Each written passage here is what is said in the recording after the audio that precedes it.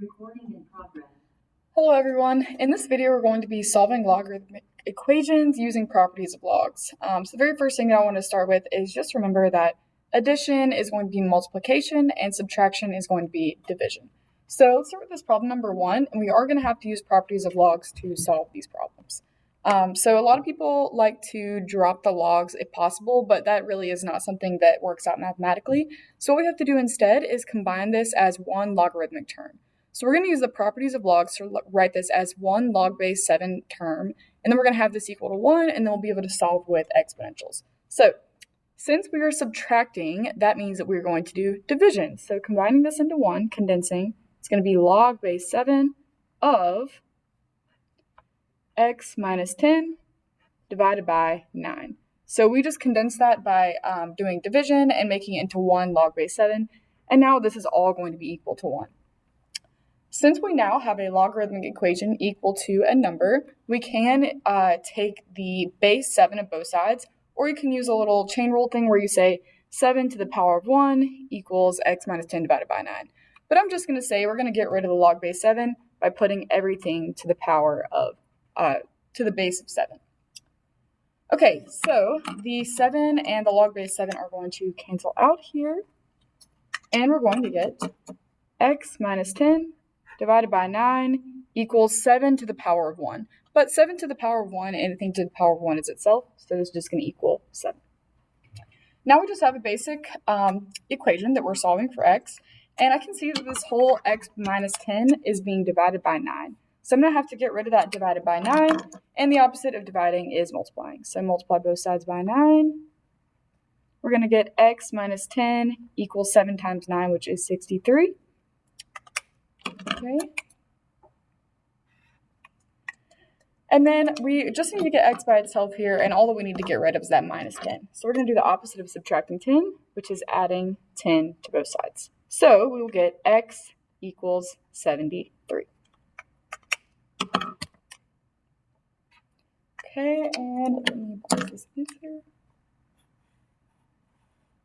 All right, so let's try out another one, and this one's going to be a little bit different. Unfortunately, I did run out of room whenever I was writing this problem out. I do apologize for the way that looks. Okay, so what's different about this problem is that everything has a log base 3. And again, people like to drop all the log base 3s and try to solve that way. That is not going to get you to the correct answer. What we're going to do instead is we're going to subtract over the log base 3 of 35, and then we're going to condense that all into one expression. So let's first start by subtracting this over to the other side. That should be written over here, but I did write it down at the bottom. All right, so we're going to have log base 3 of x plus log base 3 of x plus 2 minus log base 3 of 35, and now this is going to be equal to 0. Okay, now that we've done this, we can condense this all into one logarithmic expression. So we're going to have log base 3 of x times x plus 2, because we're adding, so that's going to be multiplying. And all of this is going to be divided by 35. And this is going to be equal to 0. We're going to do the same thing that we did before, so we're going to take the base 3 of both sides. All right, so base 3 to get rid of the log base 3.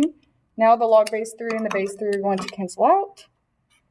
And anything to the power of 0 is 1. I'm going to go ahead and write this as x squared plus 2x. So we're going to have x squared plus 2x divided by 35 equals 3 to the power of 0, which is 1. All right, now the x squared plus 2x is all being divided by 35, so we're going to get rid of that by multiplying both sides by 35. Okay, multiplying by 35. All right, and now we're going to get x squared plus 2x equals 35. And this is a quadratic equation. So we are going to subtract 35 from both sides so we can get it equal to 0, and then we'll be able to solve that equation there by factoring. So let's subtract the 35 from both sides. And now we're going to get x squared plus 2x minus 35 equals 0. Now we can factor, then we'll solve for the x's, and then we'll have our answers here.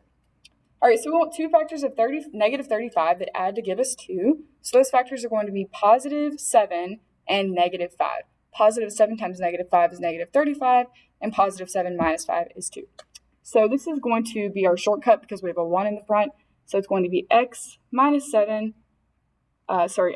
7, x minus 5 equals 0. Then we'll have two answers. We'll have x equals negative 7 and x equals positive 5. This seems like this would be our final answer, but we do have to take into consideration that we cannot have a log of a negative number. So up here we have log base 3 of x, all right, and x cannot be negative. So since we're saying x is negative 7, that is going to be an undefined expression. And I'm just going to show you guys in Desmos real quick what that looks like. So if you do log base 3 of negative 7, it's going to say undefined, and that's because a log has an asymptote at 0, so it actually does not go below that axis there. Sorry, it actually looks like this. Let's look at log base 3 of x. All right, and you can see that the x values do not go less than 0. So the asymptote is here at x equals 0. That means that you can't have any negative numbers for a log. So we're going to reject the negative 7, and we're only going to keep the positive 5, which actually is an answer here. All right, so let's reject this minus negative 7, and we're going to go with our only real answer, which is positive 5. It's important to look back in your problem. Let's say that this said x plus 10. If it was x plus 10, I actually could use negative 7 because that would give me log of positive 3. So you just need to go back and double check that it actually works out with your two solutions. Okay, so let's look at problem number 3 and 4. And problem number 3 is going to be really similar to problem number 2 that we just worked.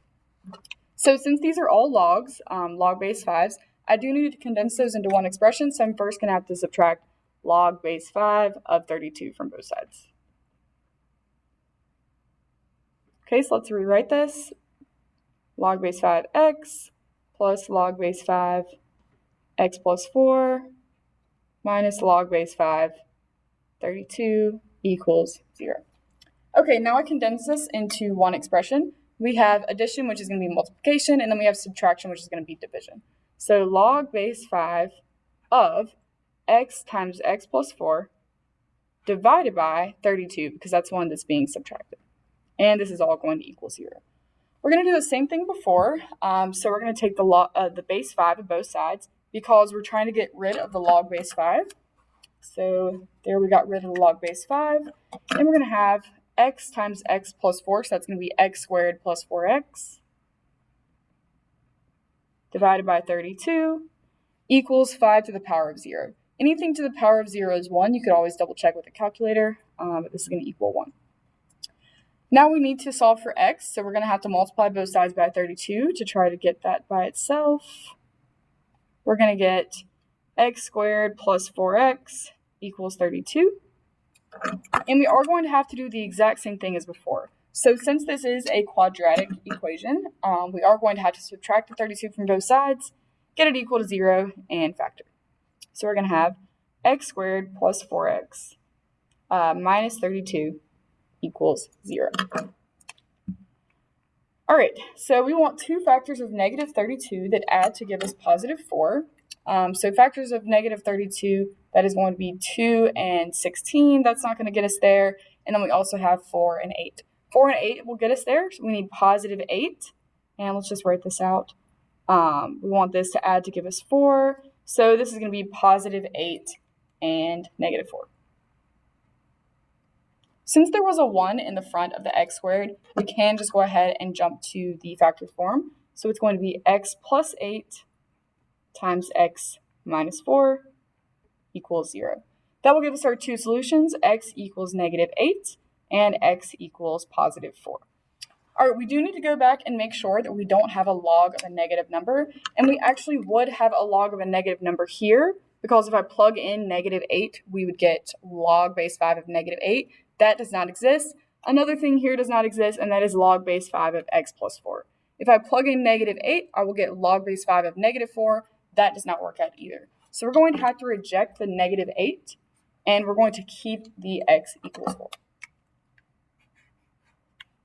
All right, and let's do our last example here. And this one's more like number 1. So we're going to combine the first two, and then we're going to get rid of the log on this side. So let's condense this. This is subtraction, so that's going to be division. It's going to be log base 2 of x plus 10 divided by 7. And this is going to be equal to 3. All right, now we're going to take the base 2 of both sides to get rid of the log base 2. All right, so those are going to go away. And we're going to get x plus 10 divided by 7 equals 2 to the power of 3. 2 times 2 times 2, that is going to be positive 8. If you didn't know that, you could always go to a calculator and just type in 2 to the third, which is 8. So there you have it. All right, and now we're going to be solving. So I do need to get rid of the 7 by multiplying both sides by 7. Then we'll get x plus 10 equals 56. And then our very last step is going to be subtracting 10 from both sides. Okay, and we're going to get x equals 46.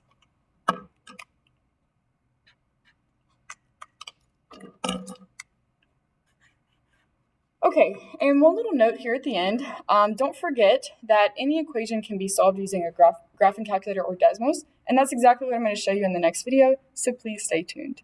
Goodbye!